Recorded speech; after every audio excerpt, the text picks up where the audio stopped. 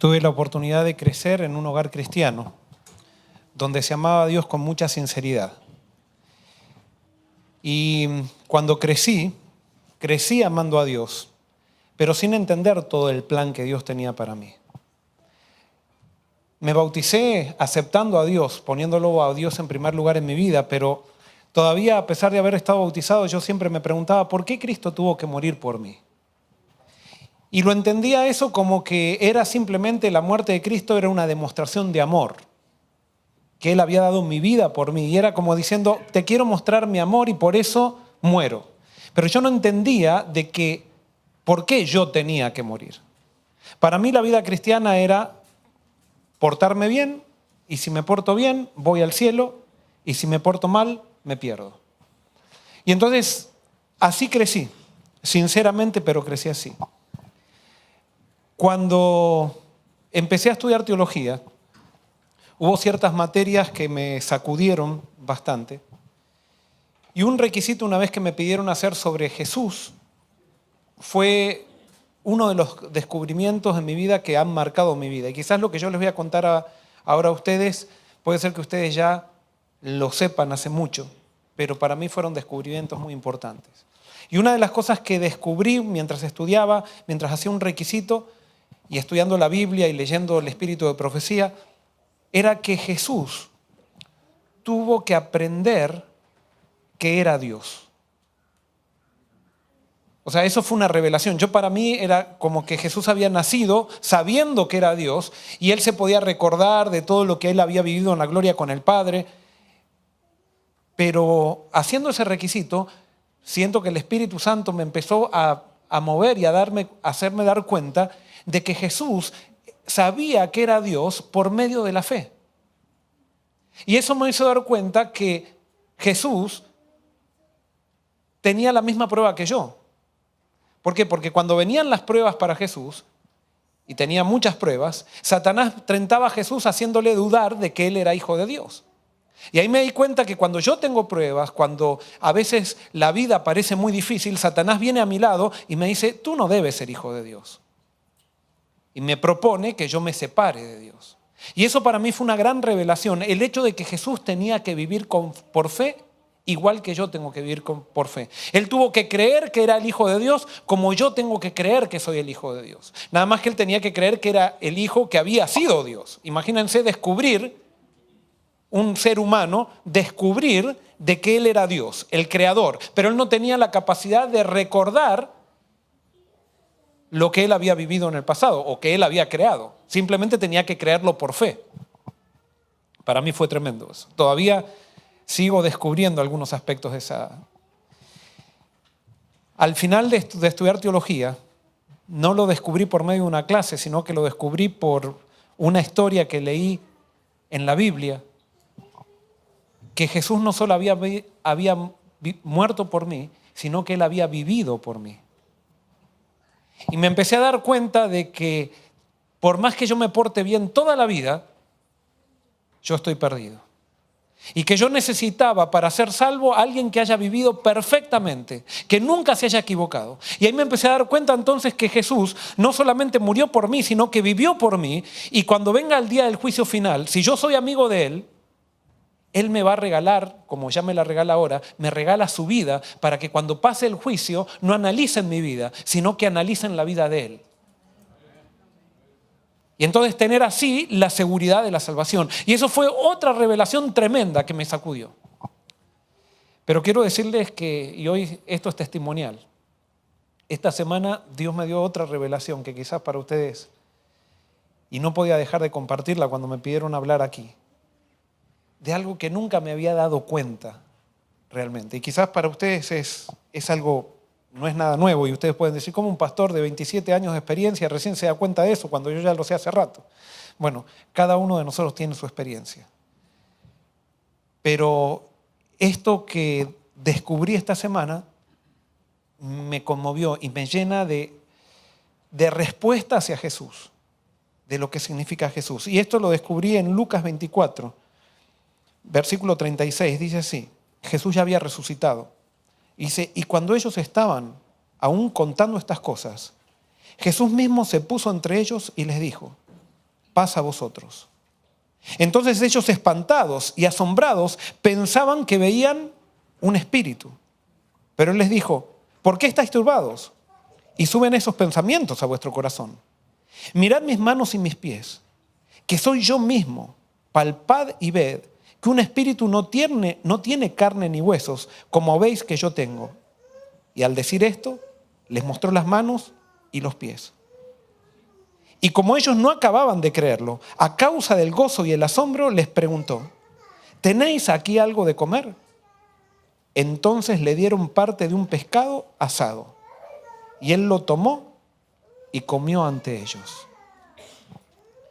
¿Qué es lo que me llamó la atención de esto?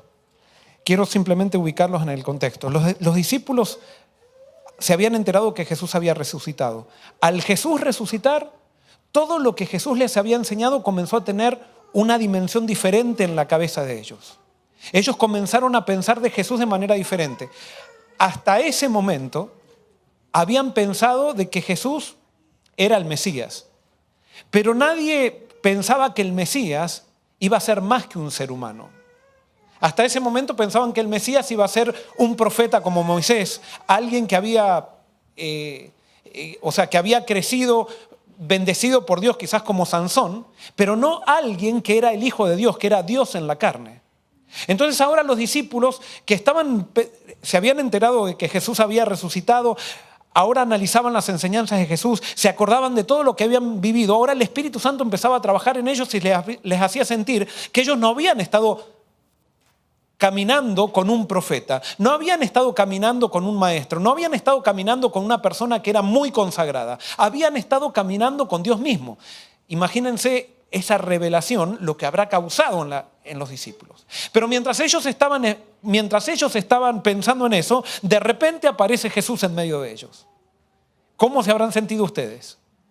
Claro, por una parte, Jesús, el amigo, aquel que estaba siempre con ellos, aquel que cuando tenían una tristeza les daba consuelo, aquel que cuando por ahí estaban tristes quizás hasta decía un chiste sano para que ellos estén alegres, aquel que escuchaban a veces cantar cuando ellos estaban desanimados, aquel que habían visto orar. Y entonces ahora era Jesús el amigo, pero de repente cuando se quieren acercar a Jesús el amigo, les viene la sensación de que ahora se daban cuenta de que no era Jesús el amigo solamente, sino que era Jesús ¿quién? Jesús Dios. Y entonces se quedan como paralizados, sin saber qué hacer, con gozo, pero con reverencia y sin saber qué hacer. Y entonces Jesús les dice: pero ¿por qué están así? Paz a vosotros. No tengan miedo. Soy yo el mismo de carne y hueso, no cambié. ¿Cómo no cambió? Pero si es Dios, tiene que ahora estar con toda la gloria. No, soy el mismo, no cambié. Toquen, acá están mis heridas. Y ellos seguían espantados. Y entonces Jesús, para darles otra confirmación, ¿qué les dice? ¿Saben qué? Tengo hambre. Imagínense, Jesús resucitado, ¿con qué? Con hambre. Tengo hambre. ¿Tienen algo para comer? ¿Y los discípulos qué tenían? Y acá viene un problema para los vegetarianos. Jesús resucitado, dice: hay un pescado, denme un pescado, tengo hambre.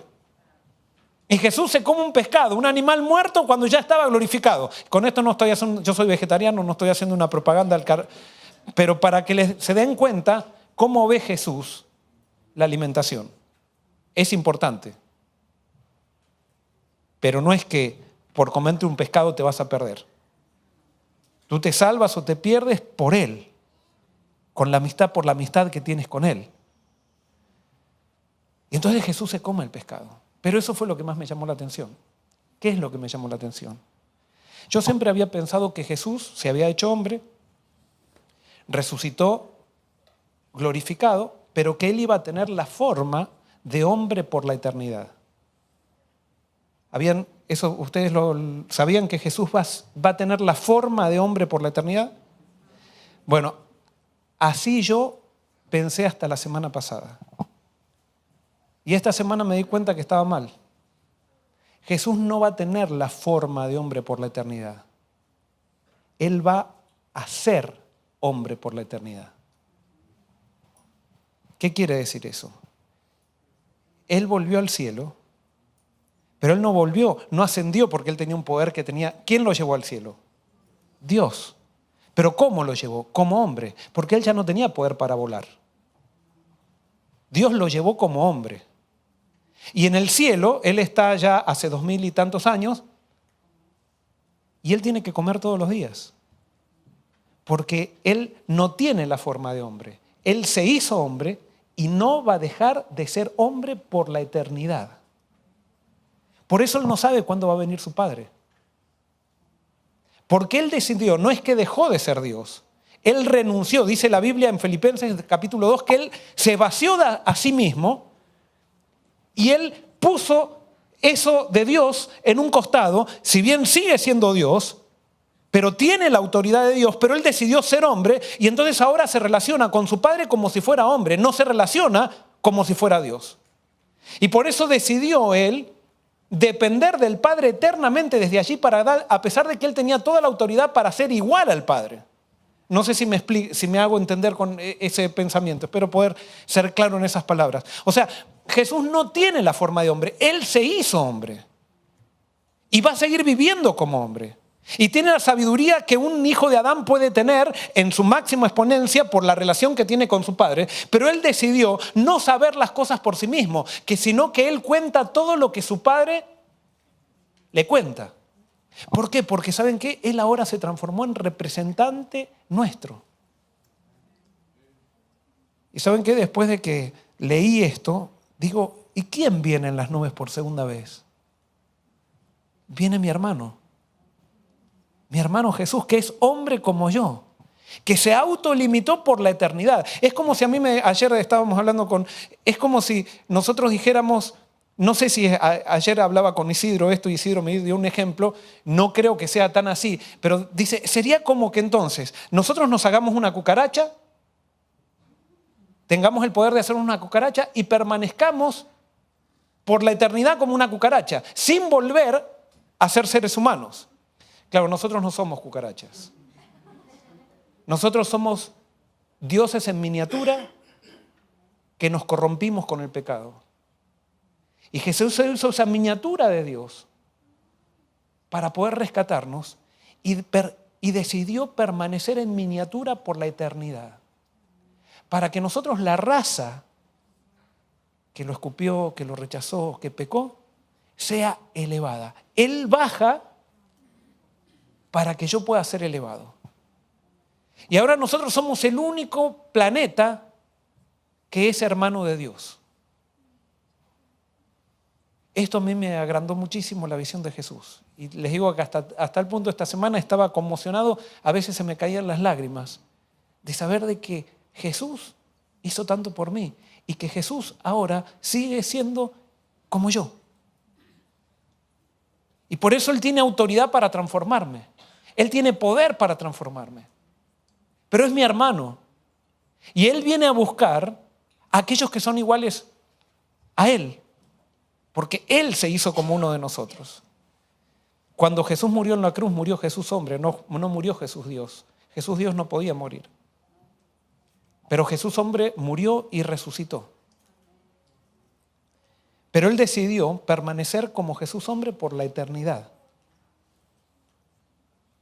Eso es tremendo. Y como último, no se conformó ahí. Él cuando fue al Padre fue representando ¿a quién? A nosotros. O sea que la raza humana está sentada al lado del Padre.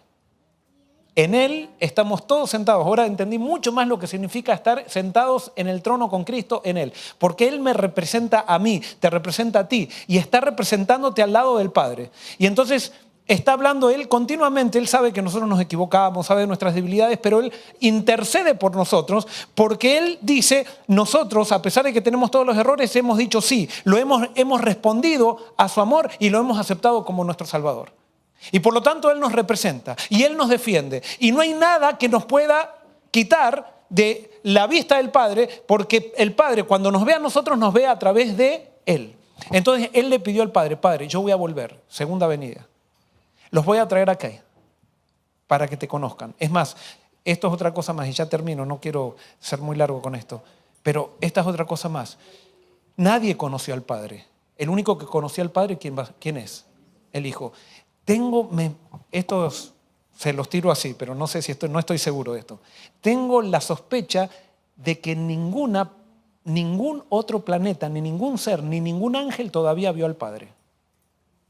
¿Quién fue el único que vio al Padre? Jesús. Antes de encarnarse. Y Él es el único que lo da a conocer. Pero ahora, ¿quién es el único que ve al Padre? Jesús. ¿Y qué es Jesús? Es un hombre. Por lo tanto, Él está habilitando la posibilidad de que los hombres veamos al Padre. Y en la segunda venida de Cristo nosotros vamos a ser los primeros, vamos a ir después para el milenio y vamos a ser los primeros de todo el universo que vieron al Padre. Y cuando nosotros podamos ver al Padre, por medio de la acción de Cristo, como Cristo se hizo hombre y fuimos la raza más chiquita porque fuimos el único planeta que pecó, entonces eso va a habilitar que todo el universo pueda ver al Padre. Y el Padre se va a poder hacer ver. Y entonces, como último, Jesús le dice al Padre, Padre, ¿sabes qué? Nos vamos a mudar. ¿A dónde se van a mudar? Se van a mudar aquí a la tierra, porque dice que en la tercera venida de Cristo el trono de Dios va a venir aquí a la tierra. Y va a haber una reorganización universal. ¿Por qué? Porque el trono de Dios está en el centro del universo. Y para que el trono de Dios venga aquí a la tierra, el centro del universo va a tener que estar aquí en la tierra. O sea que se va a mover todo el universo alrededor de este planeta de gente ingrata que crucificó a Jesús. Pero que como Jesús tenía amor y siguió hasta el fin, se hizo hombre, y gracias a que Él se hizo hombre, nosotros vamos a poder estar en el centro del universo, sentados al lado del Padre, viendo al Padre por la eternidad. ¿Hay algo más grande por lo cual debiéramos dejar de adorar a Jesús? Es por eso hoy que adoro a Jesús más que nunca. Porque Jesús es mi hermano. Jesús se hizo hombre y va a ser como tú y como yo por la eternidad. Solamente por amor. Que Dios nos bendiga.